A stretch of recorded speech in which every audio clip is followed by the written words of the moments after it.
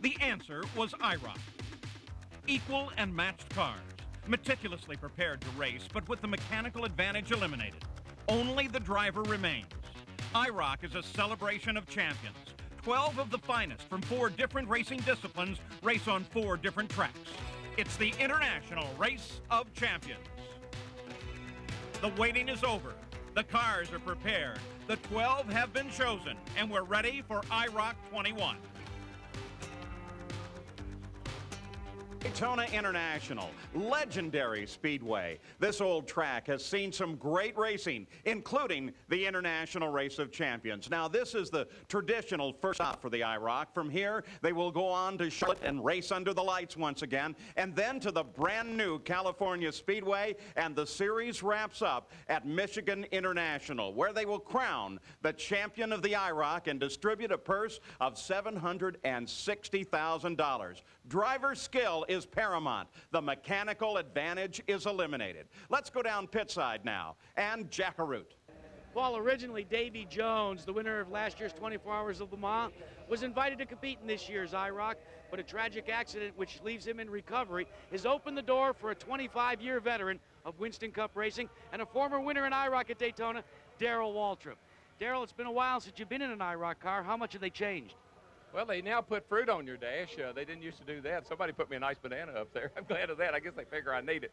The cars are a lot better, Jackie, than they were a long time ago. Every car seems to be a little bit more equal, which here at Daytona makes for, as you know, an exciting race. And I'm just glad to be in the deal. You know, I need to get out here with these guys, mix it up a little bit, and sharpen my skills up a little bit. I'm having a good Daytona, and I just look forward to this thing today. And, hey, I could win this. Paulie says, don't put out the rocking chair for old DW yet. He's going to try and go to the front. Now, over the winter, the IROC crews have been working hard on these race cars, and Benny Parsons, they've come up with something interesting. You know, 1996 was the first year for the Pontiac Firebird. The cars were fast. They were durable, but they didn't produce enough side-by-side racing to please the IROC officials. They came here in November. They tested. They changed deck lids, rear fenders, front ends, trying to find that side-by-side racing. Nothing worked. Someone finally said, let's slow the cars down. They had a 4-barrel carburetor that produced 750 cubic feet per minute. They took that off, put a 390, almost half that size, 390 cubic feet per minute. Slowed the cars down over 10 miles per hour. And guess what? Side-by-side racing, the IROC drivers say this is the best IROC car they've ever had. Now, on the pole, a man who has never raced a stock car in his life. Alex Zanardi, the great rookie out of the kart series, will start this field because the field on the first race is determined by a draw. So there's Zanardi on the pole, but look alongside. Dale Earnhardt representing the NASCAR Winston Cup Series. In row 2, it's Jeff Gordon of NASCAR. And Tommy Kendall representing the SCCA Trans Am Series. In the 3rd row, Robbie Gordon, who represents the Score Trophy Truck Series. And Darrell Waltrip from NASCAR. The 2 champions in row 4, Mark Martin, the IROC champion, and the reigning Winston Cup champion, Terry Labonte. In row 5, Dale Jarrett representing NASCAR. And Randy LaJoie, the champion of the Busch Series. In row 6, 2 representatives of the PPG Kart World Series, Jimmy Vasser, the reigning champion, and Al Unser Jr. That's the field. Now let's go down to Jack. Paul, the draft is so very important here that many of the drivers say there's a sweet spot on these cars. Now, according to them, in the past, the sweet spot was about the length of this yardstick. If you were on the outside here, you'd get the most effective use of the draft on the side and also in the back. But that was last year. This year, the sweet spot has gotten much smaller, down to only 12 inches. So again, you've got to be tucked in 12 inches here or 12 inches there for the draft to be effective. You don't slingshot anymore, you just slide shot.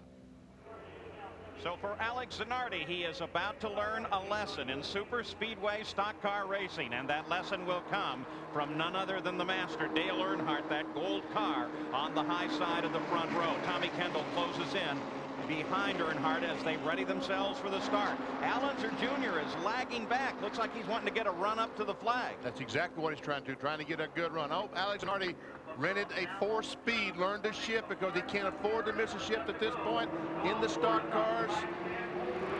Zanardi surges forward a little bit. And here we go. Zanardi actually is able to get the jump at the green flag, but Earnhardt moving high now. They keep in alignment. Kendall behind Earnhardt. Jeff Gordon comes up behind Zanardi. Earnhardt, the gold car, the violet car is Tommy Kendall on the high side. And Darrell Waltrip closing in behind Jeff Gordon now. So it's 3 cars in the draft down low. And Tommy Kendall, the purple car, 3 abreast in turn 3. Here comes Jeff Gordon around Zanardi. And Jeff Gordon noses ahead. Earnhardt drifting down towards Zanardi. Waltrip coming in that bright yellow car behind Gordon. And Alex Zanardi is as scared as he's ever been in his life. The onboard view now looking up to the lead. There they are, 2 rows of 3 cars wide. That's Jeff Gordon in front of the red car, Darrell Waltrip in second spot. And then it's anybody's question who's going to be third. Right now it's the silver car, and that, of course, is Robbie Gordon. Zanardi in the center continues sliding backwards. That's Mark Martin, the light blue car, the defending IROC champion. So the bright red car in front is Jeff Gordon. The battle is back here. Dale Jarrett going along with Mark Martin. Randy LaJoie up high. The white car, you're looking ahead from Al Unser Jr.'s car back in the back. Looks like the IROC's got their own website now. www.irocracing.com. Oh, almost making contact is Zanardi and Tommy Kendall. LaJoie up pushing Kendall too. Jimmy Vasser dives to the inside. Again, 3 wide. There's Earnhardt on the inside. The gold car is Earnhardt following Mark Martin. And at the front, it's Waltrip now paying off. He ducks in. Robbie Gordon moves high. Oh, here comes Mark Martin. Did you see Mark Martin go by the silver car of Robbie Gordon? Boy, he just stuck his nose in there and shoved him aside.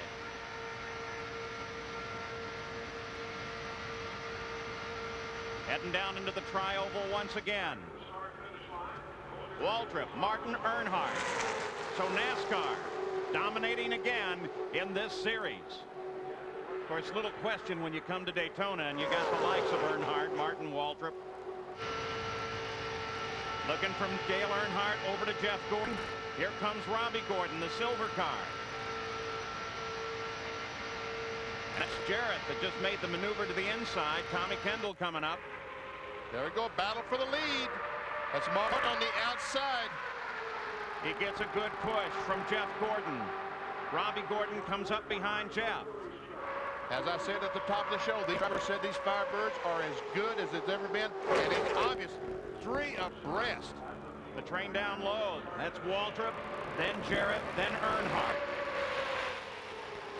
Jimmy Vasser is behind Earnhardt now. Terry Labonte, the light, the blue car at the back. Boy, at the front, all of a sudden, here comes that low groove working for him. Kendall way, way high. And 3 abreast for the lead. Jeff Gordon to the outside, Earnhardt to the inside, and leaves Martin with nowhere to go. Here comes Walt back on the inside. Jimmy Vasser, good run on the inside. He follows Darrell Waltrip. Now Earnhardt hooks up with Jarrett. First and second. Jeff Gordon's hooked up with Robbie Gordon up high. Waltrip trying to find racing room. Which lane's he going to pick? He comes low with Earnhardt. Jarrett right down the middle of the course. So the lead moves back and forth as the run at Daytona is well underway.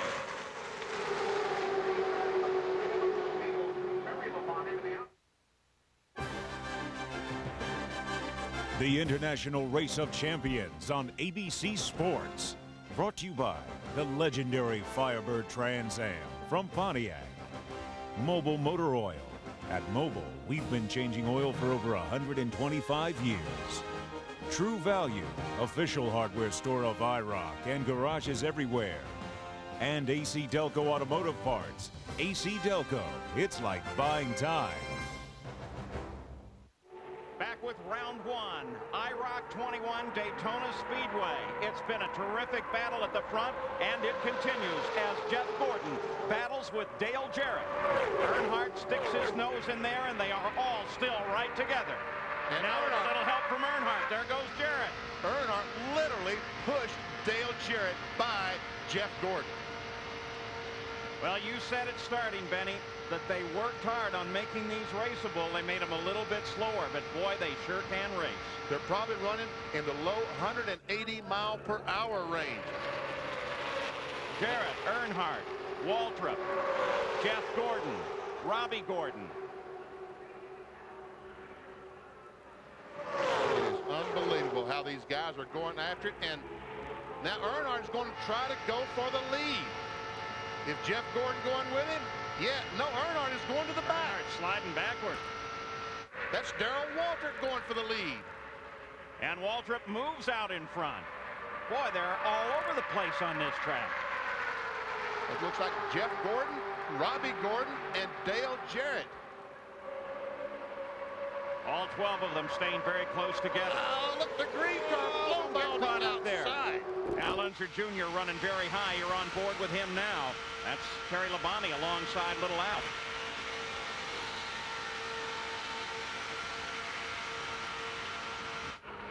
Can this go on for 40, 50 laps? Can this? No, it can't. It can't go on for 40 laps. Well, the question, of course, is going to be the tires, but at this speed, they should be fine. What about Zanardi's heart rate? Robbie Gordon going for the lead on Waltrip. 3 of us for the lead, going in 3. Darrell moves over, tries to follow Robbie Gordon, and meanwhile, Jeff Gordon and Earnhardt on the outside. Seems like that line is going. Gordon trying to keep the middle of the track. 6 lead changes in the first 8 laps of the run. There we see Robbie Gordon say, come on, Darrell, push, push. Give him the hand signal. But you know what? Right in there is Zanardi as well. He's keeping up with it. Got to be tough for guys like Zanardi and Vassar who have never driven this kind of car at all. But look at him. Look at Zanardi. There he goes.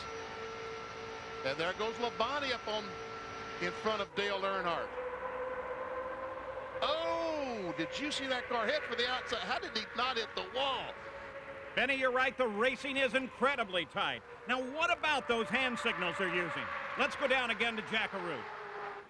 A lot of time was spent trying to teach Alex Zanardi and some of the IndyCar guys the hand signals in the draft. When you're following a car, the car in front must signal the car behind him. Now, this means stay in line, or like this. If you want to go to the outside, they point this way. If you want to take them on the inside, you go that way. If there's an accident, you wave. If it says, hold tight and run with me, they put their hand up in a fist. We'll have to see how well the drivers from other disciplines learn these drafting signals. Well, Jack Zanardi seems to have learned them well. He started on the pole, dropped back to last place, and has now battled his way back up into 3rd. Good run for Zanardi. You know, there seemed to be a winter-long argument about that pass at the end of the kart season with Zanardi, where he passed at the top of the hill, and finally I asked him about it. I said, you know, did you break a rule? He said, no one has considered that maybe I just missed the brake pedal. Jeff Gordon, the red car, is the leader. Darrell Waltrip in 2nd. Alex Zanardi is 3rd. Meanwhile, there we see Terry Labonte on the inside battling for 4th spot.